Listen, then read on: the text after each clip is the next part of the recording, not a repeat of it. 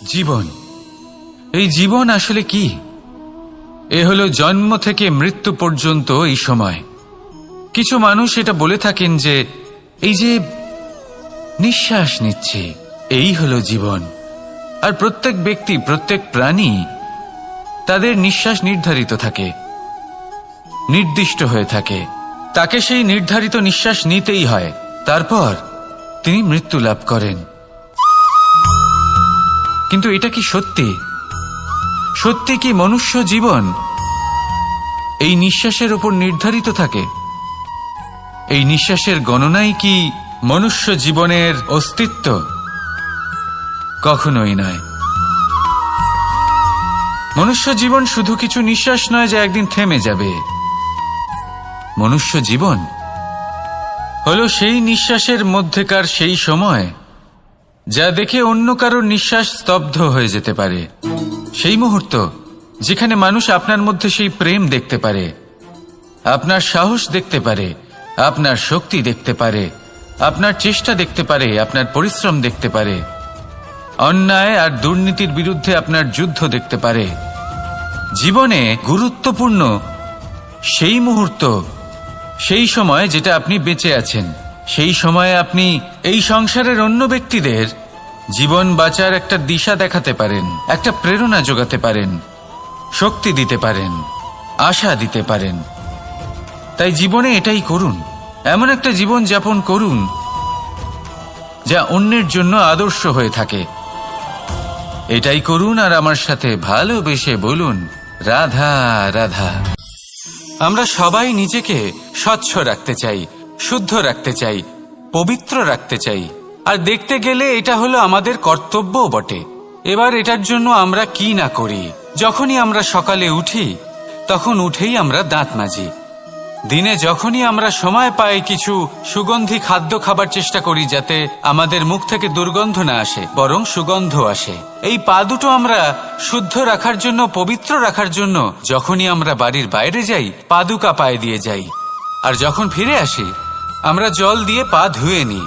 মনে রাখবেন, সেই ব্যক্তির মুখ হলো সব থেকে বেশি পবিত্র যে মুখ দিয়ে ঈশ্বরের নাম নেওয়া হয়, যার বাণী হলো অত্যন্ত শুভ, যা মানুষের পথ প্রদর্শন করে, যা মানুষকে শান্তি দেয়। যদি এই হৃদয়কে আপনি পবিত্র করতে চান তাহলে মানবতাকে বুঝতে হবে, মানুষের দুঃখগুলিকে বুঝতে হবে, তবেই এই হৃদয় পবিত্র হবে। এই পা দুটো যদি আপনি পবিত্র করতে চান তাহলে কোনো তীর্থস্থানে যান। ওখানে হয়তো আপনি জানেনও না যে কতজন সৎপুরুষ, কতজন মহাপুরুষ এসেছেন। তাদের চরণের ধুলো সেখানে পড়েছে যা আপনার চরণ শুদ্ধ করে তুলতে পারে। যদি এই হাতগুলি আপনি পবিত্র করতে চান তাহলে এই হাত দিয়ে শুভ কর্ম করুন, দান করতে শিখুন। আর যদি এই আত্মা আপনি পবিত্র করতে চান, একটাই বিকল্প আছে, প্রেম, শুদ্ধ নিঃস্বার্থ প্রেম। এই প্রেম বিতরণ করতে থাকুন। আপনি শুদ্ধ থাকবেন, পবিত্র থাকবেন। আসুন আমার সাথে ভালোবেসে বলুন, রাধা রাধা। কখনো এটা ভেবে দেখেছেন কোনো বিশেষ স্থানে বা বিশেষ পরিস্থিতিতে সব থেকে বেশি গুরুত্বপূর্ণ কি হতে পারে? যদি শরীরের কথা বলি তাহলে সব থেকে বেশি গুরুত্বপূর্ণ হলো মস্তিষ্ক আর মন। যদি ব্যবসার কথা বলি তাহলে সব থেকে গুরুত্বপূর্ণ হলো ধন। রাজ্যের বিষয়ে কথা বললে সব থেকে গুরুত্বপূর্ণ হলো রাজা। আর সমাজের কথা যদি বলি তাহলে সব থেকে গুরুত্বপূর্ণ হলো আমাদের গুরু। এবার এই সব গুরুত্বপূর্ণ কারণ এদের হাতেই সব থাকে। দেখুন, হয় এরা আমাদের উত্থানের পথে নিয়ে যেতে পারে অথবা আমাদের পতনের দিকে নিয়ে যেতে পারে। এবার যদি কোনো অসামান্য রাজা হন যিনি কিনা সত্যবাদী, যিনি একজন ভালো রাজা, তাহলে তিনি সেই দেশকে, সেই রাজ্যকে বিকাশের পথে নিয়ে যাবেন, আর নয়তো অন্ধকারের পথে নিয়ে যাবেন। যদি এবার গুরুর কথা বলা হয় তাহলে জেনে রাখুন, গুরু যদি শ্রেষ্ঠ হন তাহলে সংস্কৃতির সর্বশ্রেষ্ঠ স্তরে উনি এই সমাজকে নিয়ে যাবেন।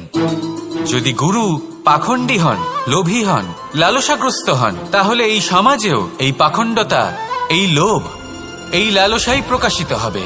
ঠিক এইভাবেই জীবনে, মানুষের জীবনে প্রেমেরও এক গুরুত্বপূর্ণ স্থান রয়েছে।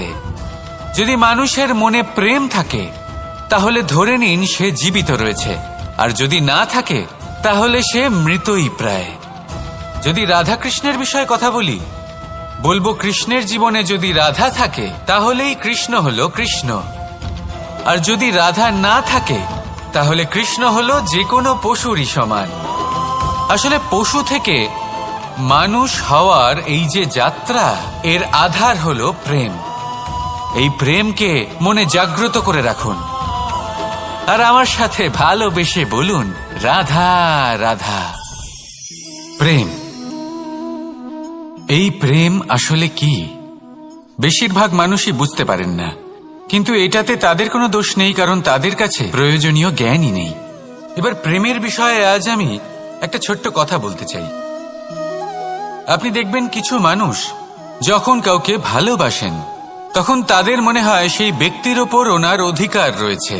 এবার সেই অধিকারের বোধে ফেঁসে গিয়ে নিজেই ক্রুদ্ধ হয়ে বসেন যে ও আমার কথা মনে করল না, ওর স্মৃতিতে আমার কোনো স্থান নেই, ও আমার সাথে কথাই বলতে ভুলে গেছে, ইত্যাদি ইত্যাদি অনেক কারণ হতে পারে। আমি আপনাকে একটা প্রশ্ন করি, এই যে স্মৃতিগুলি, এটাই কি ভালোবাসা? কখনোই নয়। প্রেম তো হলো সেই আবেগ, সেই বোধ যা এক সুগন্ধিত ফুলের মতো আপনার জীবনকে, আপনার মনকে আনন্দিত করবে, প্রসন্নতার দ্বারা ভরিয়ে তুলবে। প্রেম হলো সেই বোধ। তাই যদি আপনি প্রেমকে বুঝতে চান তাহলে প্রেমের ভাবনাকে বোঝার চেষ্টা করুন। প্রেমকে যদি যাপন করতে চান তাহলে আবেগের দ্বারা যাপন করুন, স্মৃতির দ্বারা নয়। স্মৃতির কি আছে? আজ আছে, পরবর্তীকালে নাও থাকতে পারে। সময়ের সাথে এই স্মৃতি ফিকে হয়ে যেতে পারে, কিন্তু এই আবেগ তা চিরকাল মনের মাঝে থেকে যায়। তাই আসুন আর আমার সাথে ভালোবেসে বলুন, রাধা রাধা। রাজ্য, শাসন, সাম্রাজ্য, সংস্থাপনা, এগুলিকে সফল কখন বলা যেতে পারে? কোনো বুদ্ধিজীবী বলেন তখন যখন চারিদিকে শান্তি থাকে, কারোর মনে কোনো প্রশ্ন থাকবে না, শঙ্কা থাকবে না। কিন্তু আমার মনে হয় এটা অনুচিত। কোনো রাজ্যের পক্ষে বা কোনো শাসনকালে সবথেকে বড় সংকট তখন আসে যখন সবথেকে বেশি যোগ্য ব্যক্তি বা সবথেকে বেশি বিদ্বান ব্যক্তিও শুধু মুখদর্শক হয়ে বসে থাকেন। মনে প্রশ্ন আসতে থাকে কিন্তু জিজ্ঞেস করেন না, শঙ্কা উৎপন্ন হয় কিন্তু ব্যক্ত করতে পারেন না। এটা খুবই অনুচিত। এই যে প্রশ্ন, তা আসা খুব ভালো। এই প্রশ্ন অকারণে আসে না, কোনো সমস্যার কারণেই আসে। এই প্রশ্নের দ্বারা আপনি সেই সমস্যাগুলি দেখতে পাবেন যাতে আপনি এতদিন অনভিজ্ঞ ছিলেন। আর যত প্রশ্নের নিবারণ আপনি করবেন ততই আপনার রাজ্য, আপনার শাসন আরো শ্রেষ্ঠ হয়ে উঠবে। এই প্রশ্ন, এই শঙ্কা, এগুলো আপনাকে সমাধানের চূড়াতে অবশ্যই নিয়ে যাবে। সেই জন্য না প্রশ্ন করা অনুচিত, আর না শঙ্কা ব্যক্ত করা অনুচিত, আর না তিনি মূর্খ যিনি প্রশ্ন করেন, শঙ্কা ব্যক্ত করেন। তাই এনাদের কখনো দূরে করে দেবেন না, এনাদের নিজস্ব মতামত রাখতে দিন। যখন সবাই মিলে একমত হবেন তখন নিশ্চিত রূপে বলা যায় যে এই রাজ্য, এই শাসন, এই সংস্থাপনা সাফল্যের শিখরে রয়েছে। তাহলে আসুন আর আমার সাথে ভালোবেসে বলুন, রাধা রাধা। প্রকৃতি, নিয়তি কখনোই কারোর সাথে পক্ষপাত করে না, প্রত্যেককে জীবনদান দেয়, সমান সুযোগ প্রদান করে। এটা সেই ব্যক্তির উপরে নির্ভর করে যে সে কিভাবে তার থেকে লাভবান হয়ে উঠবে। তার নির্বাচনের উপর নির্ভর করে, তার দৃষ্টিভঙ্গির উপর নির্ভর করে যে সে কতটা ধনাত্মক বা কতটা নেতিবাচক। দুই ধরনের মানুষ হন। এমন কিছু মানুষ হন যারা প্রত্যেক পরিস্থিতি, প্রত্যেক সমস্যা এবং বিপদে সুযোগ খুঁজে বের করেন। আর কিছু এমন মানুষ রয়েছেন যারা যে কোনো সুযোগে কোথাও না কোথাও থেকে একটা সমস্যা খুঁজে বের করেন। এবার আপনি কি চান? আপনি সুযোগ চান, তাহলে সুযোগ পাবেন। আপনি সমস্যা পেতে চান, সমস্যা তো আপনি চাইলেই খুঁজে পাবেন। চয়ন আপনারই যে আপনি কতটা ধনাত্মক থাকতে চান, কতটা নেতিবাচক থাকতে চান। ধনাত্মক থাকুন, জীবনে সব কিছু সম্ভব হবে। আসুন আর আমার সাথে ভালোবেসে বলুন রাধা রাধা। যখনই আমরা কথা বলি জলরাশির বিষয়ে, যখন আমরা তুলনা করি, তখন আমাদের খুব ভালো লাগে মিষ্টি সরোবর, পুকুর, নদী, আর আমরা অপেক্ষা করে থাকি সাগরের জন্য, সমুদ্রের জন্য। কেন করি? কারণ এই সাগর, এই সমুদ্র, এ হলো অত্যন্ত বিশাল আর ভয়ানক। এর জলও কিন্তু নোনতা, যা আমরা পান করতে পারি না। কখনো ভেবে দেখেছেন এই সমুদ্রের অন্তরে এই নোনতা জল, এই নোনতা ভাব, এটা আসে কোত্থেকে? এই যে সমুদ্র, যে প্রবাহমান নদীর থেকে যে খনিজ নির্গত হয়, তার ভান্ডার হলো এটা। সেই খনিজকে নিজের অন্তরে গ্রহণ করে, সেই নোনতা ভাব নিজের মধ্যে সমাহিত করে, আর তারপর সেই নোনতা জল বাষ্পে পরিণত হয়ে ওপরে উঠে যায়, যা মেঘ হয়ে আপনার ওপর মিষ্টি বৃষ্টি হয়ে ঝরে পড়ে। এ হলো সমুদ্রের ত্যাগ, যার জন্য আপনি মিষ্টি জল পান করতে পারছেন, সে নদী থেকেই হোক বা সরোবর থেকে। সেই জন্যই হয়তো সাগর হলো এত মহান, হয়তো সেই জন্যই রত্ন সাগরে পাওয়া যায়। তাই মনে রাখবেন, ক্ষমতা তারই হয় যে ত্যাগ করতে জানে, কোনো বিষকে নিজের মধ্যে ধারণ করে নিতে জানে। তাহলে আপনিও এটাই করুন, এতটাই শক্তিশালী হয়ে উঠুন, আর আমার সাথে ভালোবেসে বলুন রাধা রাধা। বৃষ্টির ফোঁটা কত ছোট, কিন্তু সাগর কত বড়, হিমখণ্ড কত ছোট, হিমালয় কত বড়। কত পার্থক্য আছে দেখুন, দশরথ পুত্র রাম আর শ্রীরাম। দেখুন, একটা ফোঁটা একসাথে মিলিত হয়ে তখন এই বিশাল সাগর তৈরি হয়। সকল হিমখণ্ড যখন একসাথে মিলিত হয় তখন এই বিশাল মহান হিমালয় গঠিত হয়। সেইভাবেই একটা ছোট্ট বনবাস দিয়ে শুরু হয়েছিল একটা যাত্রা, রাম থেকে শ্রীরাম হবার পথে, মর্যাদা পুরুষোত্তম হবার জন্য। কিন্তু এর থেকে আপনি কি শিখলেন?